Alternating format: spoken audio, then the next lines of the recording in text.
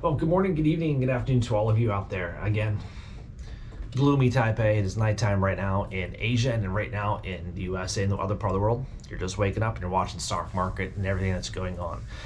And of course, Saturday through Sunday, we all heard about all the FUD coming on with they're going to be dumping shares, and people are like, what do you mean they're dumping shares? Nobody's selling off anything. So we know this is the hedge funds, banks going to be dropping a lot of shares to basically say, oh my God, massive sell-off. Well, we're not buying it. Nobody's buying that. Oh wait, we are buying.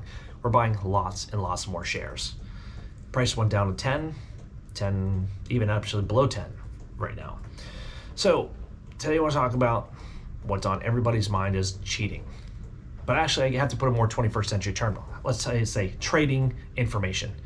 Now we can go all the way back, talk about Steve Cohen and how they traded information in 2008, 2009, Bernie Madoff and the whole Ponzi scheme. But I want to go back even farther. Something I was reading and listening to was about a NASCAR driver. Yes, a NASCAR driver from 1970s, Smokey Yunick. If you get a chance, go on YouTube. I'll link some videos down below. One of the most interesting and creative people to really skirt the rules, but also to pretty much do things that were not really even written in the rules. Most of the people will say, and he can claim, that half of the rules in the NASCAR book are because of him.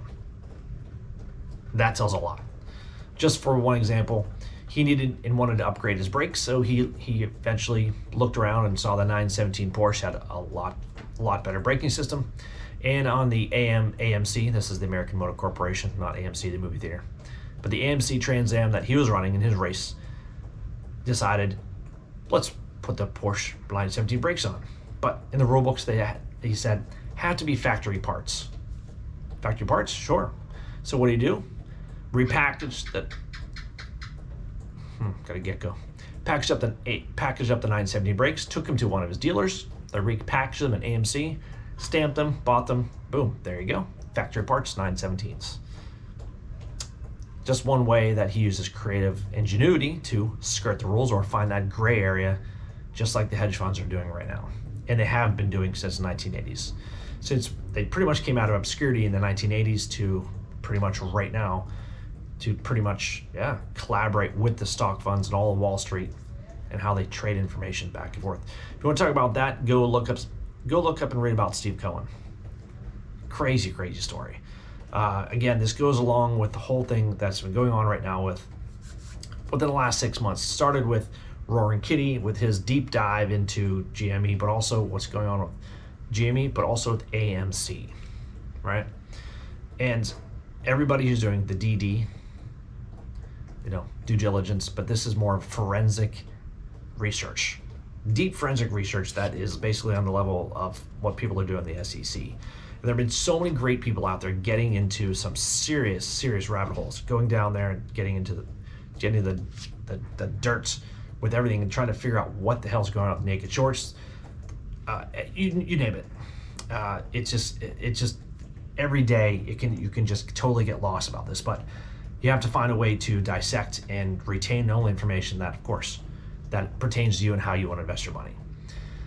Now, again, I want you to think about this. This is a quote by Smoke Yunick.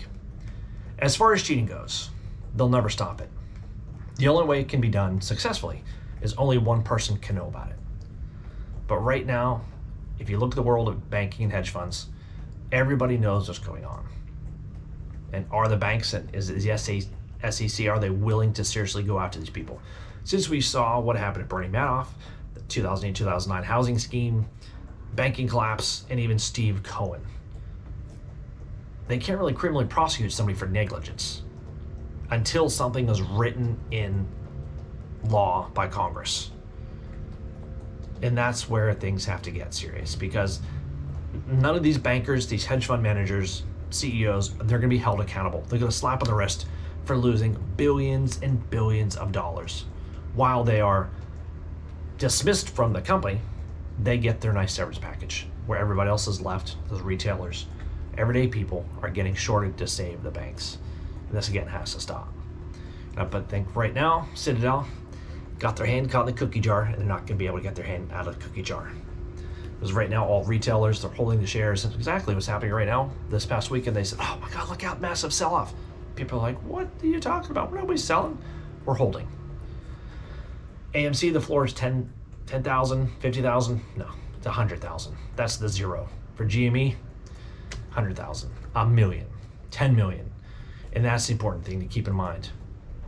And the last thing I want you to think about, talk about trading information, is planning ahead and thinking about what information is going to be important for you to know about basically the squeeze, or we could say like the constrictor, like a boa constrictor holding these people, because nobody's letting go.